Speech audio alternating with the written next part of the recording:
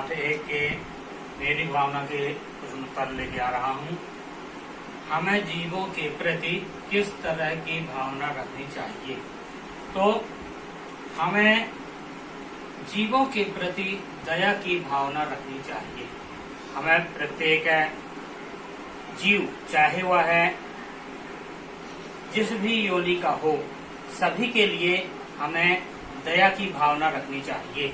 दूसरा प्रश्न है, मेरी भावना कविता में कवि ने किन किन पर साम्य भाव रखने की बात कही है? उत्तर है, मेरी भावना कविता में दुष्ट, निर्दयी एवं गलत रास्ते पर जाने वाले लोगों पर साम्य भाव रखने की बात कही है। चाहे वह कितना भी दुष्ट हो, आशा है कि कभी वह सही हो जाए। और निर्दयी, कितना भी निर्दयी हो, कठोर हो, गलत रास्ते पर जा रहा हो, हमें उन सभी व्यक्तियों पर साम्य भाव रखना चाहिए। अब अगला प्रश्न है, देशोन्नति से कवि का क्या आशय है? कवि किस तरह की देशोन्नति में सम्मिलित होना चाहता है? तो बात आती है देशोन्नति, देश की उन्नति। तो देशोन्नति से कवि का आशय देश की उन्नति से है।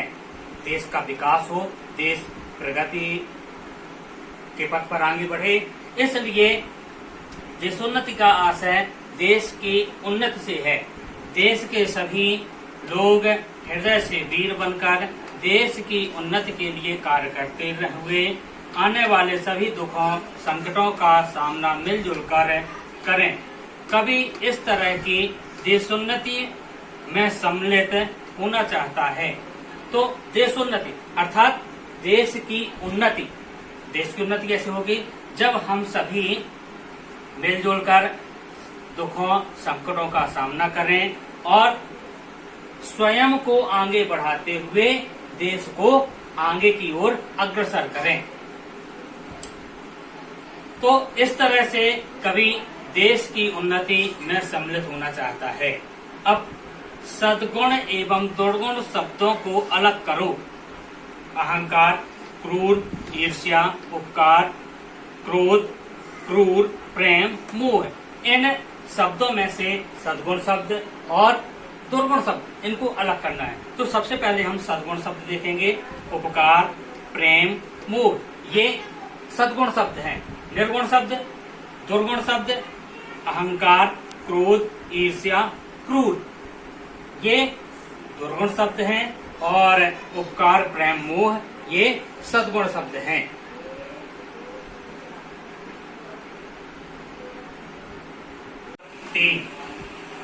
निम्नलिखित भाव जिस पंक्ति में आए हो उन पंक्ति को लिखिए। जैसे ईर्ष्या, करुणा, लालच, कृतज्ञ।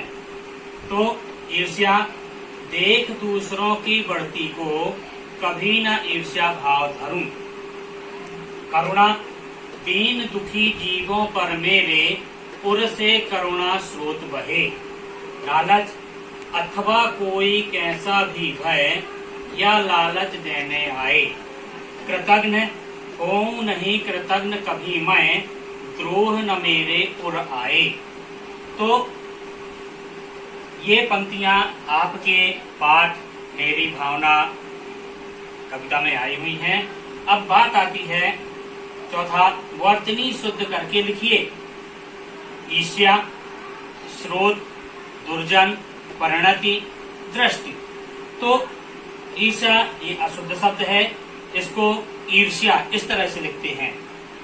स्रोत, ये पूरा त्रोत नहीं रहता है, ये इस तरह सामने मिला रहता है, तो स्रोत। दुर्जन, ये क्या लिखा है? दुजर्ण। दुजर्ण क्या लिखा हुआ है? ये दुजर्ण। ये इसका सही उच्चारण क्या है? दुर्जन। रा का उच्चारण दा के बाद हो रहा है, दुर्जन। परिणति, परिणति, तो परिणति नहीं होता है, परिणति। छोटा पा, छोटी री, छोटा ड़ा और छोटी टी, परिणति। दृष्टि, द्रा, आधा सा, और बड़ी टी, ये नहीं होता है। यहाँ पर ये तरह के स्थान पर ये वाला तरह रहता है और आधा सा छोटी टी, दृष्टि। अब 5वां नंबर है अर्थ लिखकर अंतर स्पष्ट करें। अर्थ लिखकर अंतर स्पष्ट करें। भाव, भाव तो भाव हम जानते हैं, जैसे कोई व्यक्ति मिलता है वो किसी के अच्छे भाव रहते हैं, किसी के बुरे भाव, ये भाव विचार कहलाते हैं भाव। और भाव इस संसार सागर से दूर जाना। रात, रात रजनी, निशा, रात्रि। रत, रत यानी लीन रहना, मग्न रहना। बैर, बैर यानी दुश्मनी। और बेर क्या है? बेर एक फल है। ग्रह, ये ग्रह आपका घर है और ये वाला ग्रह कोई आकाशीय पिंड।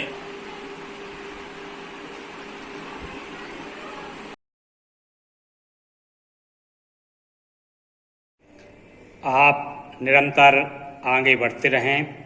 यदि आपको यह वीडियो अच्छा लगा हो तो लाइक, शेयर, यदि नए हों तो सब्सक्राइब करना ना भूलें।